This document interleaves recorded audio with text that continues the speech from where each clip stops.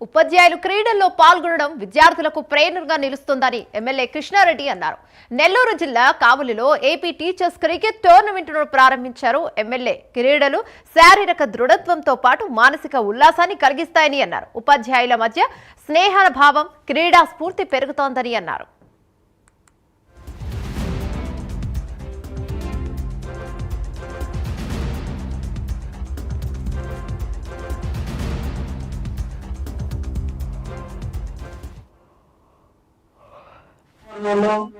శరీర దృఢత్వాన్ని, మానసిక పరిపక్వతని పెంచుకునే విధంగా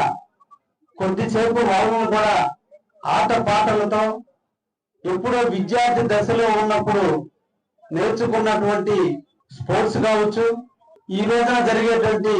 సమాజంలో జరిగేటువంటి కొత్త కొత్త స్పోర్ట్స్ కావచ్చు, అన్నిటిని తెలుసుకుని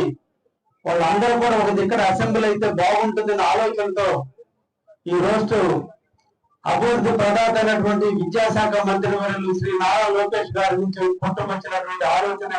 ఉపాధ్యాయుల్లో కూడా స్పోర్ట్స్ పెట్టాలనే ఆలోచన. ఈ సందర్భంగా వారికి ప్రత్యేకంగా ధన్యవాదాలు తెలియజేస్తూ, ఈ రోజున మీరు చేసేటువంటి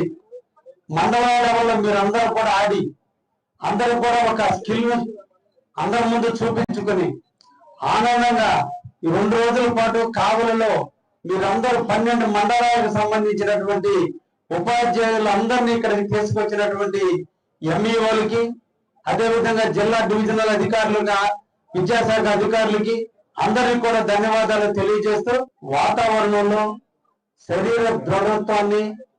మానసిక పరిపక్వతని పెంచుకునే విధంగా కొద్దిసేపు వాళ్ళను కూడా ఆట పాటలతో ఎప్పుడో విద్యార్థి దశలో ఉన్నప్పుడు నేర్చుకున్నటువంటి